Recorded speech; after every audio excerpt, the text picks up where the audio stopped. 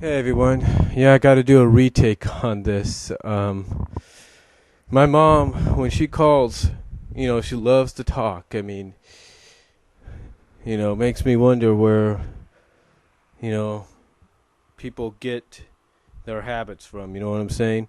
But she just wanted to let me ask me a question. That's all. But like I was saying,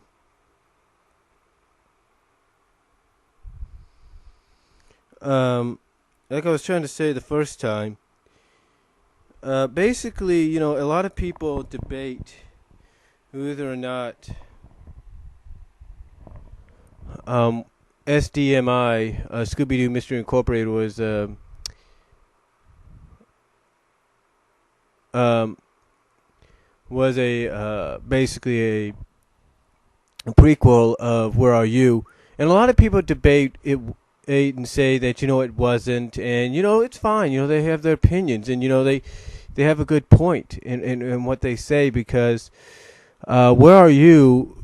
Not Where Are You, but Mystery Incorporated in the very first episode, because I did see the first episode, did showcase a lot of the villains and men in mask and all that they faced in Where Are You. So they do have a valid point. But others say it was a prequel, and they say it because of what people like Mitch Wilson and Tony Cervone, who worked on the series, both worked on the series as producers and writers and directors, I think, both of them. This is what they said. Tony said on May 2nd at 10:55 p.m. on his Twitter account, this is what he said, and I quote, this is Tony Cervone. He says, for those that care, we planned to use the Scooby-Doo Where Are You and credit theme over the end credits of SDMI, Scooby-Doo Mystery Incorporated, episode 52, but couldn't afford the licensing fee.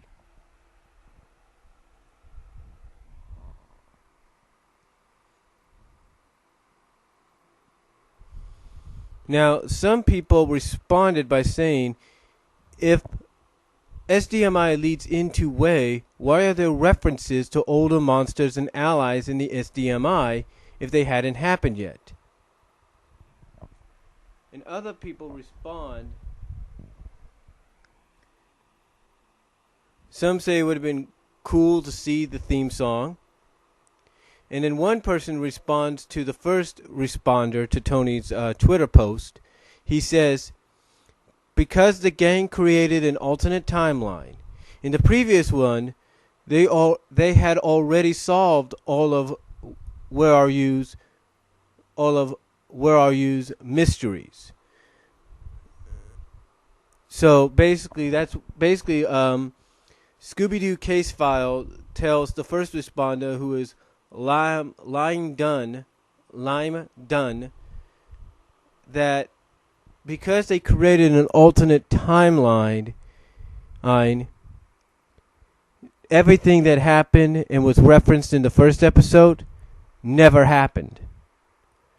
Basically, they say that in the previous one, they had already solved all of Where Are You's mysteries. So in other words, before they changed the timeline in the final episode, all the Where Are You mysteries already took place. Now that they changed things up, basically it's now everything's starting over again, which again goes back to what I said in that on video message, on that on-screen video that I did about it. That basically, just when you think something is one way, it turns out to be another. Like I referenced Dallas, that one season which turned out to be a dream season. We thought it was one way. We thought it was part of the continuity. We find out it's not. So things like that.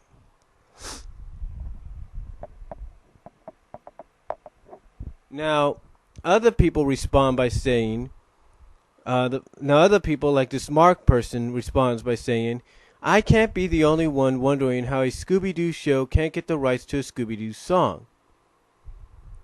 One person named Elizabeth said, you guys were the best thing to happen to the franchise in years. Those of us who are oddly obsessed with Scooby-Doo won't forget that. Nicholas Bloom responds, "It's all right, Tony. The most important thing is that you and Mitch revived Scooby-Doo and turned it into something truly amazing." He also continues on by saying, "The laugh track was rewarding enough for me." Then he also responds to Scooby-Doo case files point of what they said about the alternate timeline. Nicholas Bloom responds to them by saying, "Right. They were stuck in an alternate timeline at the start, so when they destroyed the evil entity, they fixed everything." Then George Leon responds to Tony by saying, "Licensing fee? But WB owns it. Forget it. This was awesome in so many levels. Best Scooby ever. Thanks for making it happen." So, yeah, basically what I said before and I think anybody else said before is true.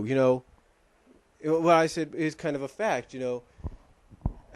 because basically what we saw was, okay, yeah, at the beginning, SDMI seemed like a sequel to Scooby-Doo, to Where Are You and all the other shows after that.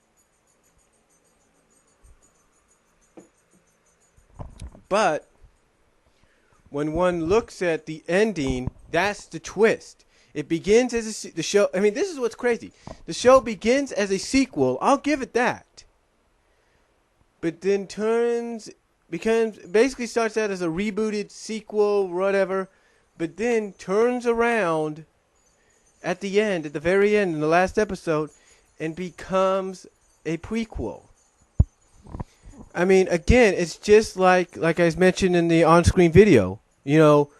Everybody thought that season of Dallas was nothing more than was part of the continuity, but it was actually a dream sequence. Things like that happen, folks. Things like that happen. Things like that happen. We thought, anybody that watched the original Dallas thought it was part of the continuity, but it was a dream sequence.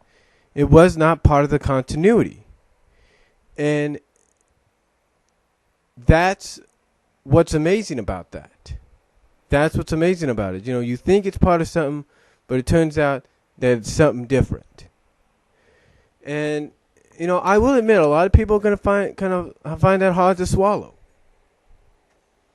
So, but, if you have the writers, the producers, and the directors of the series saying, "Hey, look, it is a prequel, but, and this is why, if you really want to care, if you really care about Scooby-Doo, this is a prequel." So, when one thinks about it, if it is a prequel, then that might mean any of the any of the Shaggy, Daphne shippers, hey, think about it. You got what you wanted. Because if this is a prequel to the Hanna-Barbera era, if you will, of Scooby-Doo, then Shaggy and Daphne were the final canon couple. Without a shadow of a doubt. Because if you add SDMI in there as the prequel, even though it was turned into a prequel at the very end, what more can you say? What more can you say? So, there you go. But now I know one question, again, as I mentioned before, that's going to elude everybody is, okay, I know some people will be like, okay, let's say it is a prequel. Let's say, SDMI turned out to be a prequel at the very end of the final episode because of the change in the alternate timeline. Tell us this. Why the heck are Fred and Daphne engaged now? Here's the thing. If you want to use a timeline, and as I mentioned in one video, you want to look at those individuals' timeline, we could say that they were engaged between SDMI, the ending of SDMI, and Where Are You, but decided to break it off and just, continue to be boyfriend, girlfriend, if not just friends. Because maybe, as we saw with Mysteries Incorporated, as we've seen in some of the movies and stuff like that, and even in What's New, Fred's more interested in traps than he is probably doing a relationship.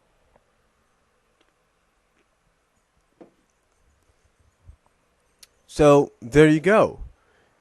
And if you want better continuity, if you really want a continuity that's going to say, hey, look, it gives Shaggy Daphne a chance. It gives Fred Velma a chance.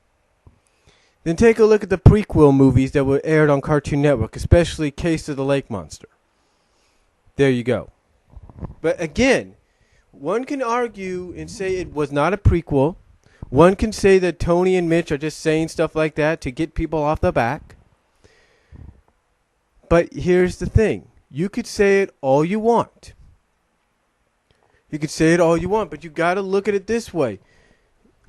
I mean, I agree. You guys have some points. But when you read what these other people have to say on this Twitter account, on this Twitter reply, you might have a change of heart. You might have a change in tone. Because if indeed Where Are You is indeed the successor to SDMI, because of the final episode, the change in the alternate timeline, then I don't know what else to say. I don't know what else anybody else can say. So, till next time, ladies and gentlemen, let me know what you guys think. Comment below. Video responses are greatly appreciated. But again, let me know what you guys think. I will provide a link to the Twitter account, to that Twitter post, and you guys can judge for yourselves. So until next time, God bless, take care, and I'm out.